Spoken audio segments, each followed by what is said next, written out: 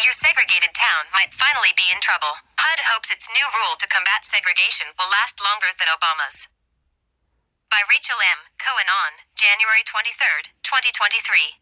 HUD Secretary Marcia Fudge testifies before the Senate Appropriations Subcommittee on May 12, 2022. Tingshin/Bloomberg via Getty Images. For 55 years, the Fair Housing Act, the landmark civil rights law meant to address housing discrimination, has required communities to certify that they are working to reduce government-sponsored segregation. But for decades, the Department of Housing and Urban Development, HUD, did little to ensure cities were actually following through. A new regulation is meant to give that desegregation mandate some teeth. The Biden administration's housing department proposed a new rule last week that would require virtually all communities across the U.S. to create plans to address local housing discrimination or face a penalty, including the potential loss of billions of dollars in federal funding. Essentially, any city or county that accepts HUD grant money, large and small, rural, urban, and suburban, would have to comply. Under the 284-page rule, known as the Affirmatively Furthering Fair Housing Rule, communities would need to craft their plans with input from local stakeholders and submit them to HUD for approval. If approved, communities would then need to provide annual updates on their progress, and individuals could file federal complaints if they feel their leaders are dragging their feet. This newfound toughness from HUD, backed by enforcement mechanisms and credible threats of yanking needed funding, could finally spell an end to the federal government turning a blind eye toward housing segregation. But a previous attempt by the Obama administration to do the same was stymied when Donald Trump was elected, and it's not yet clear if this second try will meet the same fate. We are done with communities that do not serve people, Housing Secretary Marcia Fudge told reporters. We are going to hold responsible those that we give resources to. We no longer, as a federal government, can continue to fail the very people we need to help. The Biden administration is seeking public comment on its rule over the next 60 days, with the intent to have a final version take effect later this year. A coalition of 36 housing and civil rights groups, including the NAACP Legal Defense and Educational Fund, the ACLU, Unidos US, and the Lawyers Committee for Civil Rights Under Law, hailed the release of the rule, calling it an important step toward creating more equitable and affordable housing opportunities in stronger, more viable neighborhoods. Wait, haven't we heard this song before? Yep. Affirmatively furthering fair housing is a mouthful, but what it really means is that banning housing discrimination is not enough. Just as important, according to the late U.S. Senator from Minnesota and Fair Housing Act co-author Walter Mondale, is to replace segregated neighborhoods with truly integrated and balanced living patterns. In other words, desegregating the country requires some proactive, or affirmative measures, like providing rides and counseling to those who might want to move from a low-income urban area to an affluent suburban one. It might require increasing the value of housing vouchers so that low-income recipients could cash them out in more expensive neighborhoods. It might require cities to steer new subsidized housing development into wealthier and wider locales.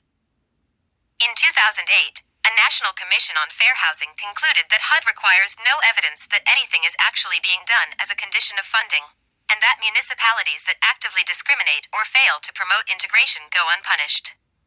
This conclusion was echoed by a Government Accountability Office report in 2010, which found that communities were failing to comply with federal fair housing mandates and that HUD was failing to enforce those rules. So in 2015, the Obama administration released its own similar regulation, intended to affirmatively further fair housing. It was considered a long-awaited victory for civil rights, but faced a backlash from conservatives and some local governments. Stanley Kurtz of National Review called it easily one of President Obama's most radical initiatives. Trump called the desegregation rule an attempt to abolish the suburbs. Ben Carson, who would go on to lead HUD under Trump, likewise claimed the AFFH rule was just another mandated social engineering scheme. The Trump administration took several steps to weaken the rule, including releasing its own version, which civil rights groups blasted as weak and hollow. Shortly after taking office, Biden pledged to rescind Trump's regulation and recommit to fully implementing the Fair Housing Act. The Obama-era rule, while in effect only a short while, had some problems, too. Phil Tegeler, executive director of the Poverty Race and Research Action Council, a civil rights group, said it was not strong enough in some key ways, particularly when it came to providing opportunities for local advocates to appeal lackluster progress. Tegeler also felt many communities were refusing to confront their history of segregation head-on and instead proposed in their fair housing plans only measures that would invest more significantly in high-poverty communities. It's supposed to be a both/and rule, but when you look at the plans, many of them were not balanced, and were doing very little in terms of setting goals around housing mobility and desegregation. Biden housing officials say they believe their proposed version includes important updates to make it easier for smaller communities to participate, and harder for leaders to skirt their duties. The changes include making the required data analysis easier, so that jurisdictions would not need to hire outside consultants to get it done. They also include pledges for beefed-up technical assistance, more mechanisms for enforcement, and increased public transparency rules. Local governments would also be required to hold multiple community meetings, at different times of the day and in different locations, to incorporate feedback from a broader array of constituents. We are cognizant of the fact that public engagement is often done in a way that only turns out certain voices, HUD's Deputy General Counsel for Fair Housing Sasha Sambert-Champion told me. We can't expect working people can show up to a 3 p.m. meeting. Will this revision last? Ultimately, though, what doomed the Obama-era rule wasn't its omissions and practical difficulties, it was that it existed for so little time before the Trump administration crushed it. This meant that no community ever really had to change its behavior in lasting ways. Desegregation, if we're serious about it, would require sustained commitment over years. If Republicans take back the White House in 2024 or 2028, will this new rule meet the same fate?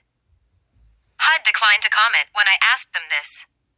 But it's clear federal housing officials were at least thinking about the risk of legal ping-pong when they crafted their new rule, because they designed it without a separate enforcement tool that had accompanied the Obama-era regulation. To stymie Obama's rule while still technically leaving it on the books, Trump officials scrapped the enforcement tool, a narrow-seeming move that allowed the Trump administration to prevail in court. Put differently, to impede Biden's rule, opponents would at least have to come up with something else to argue in front of a judge.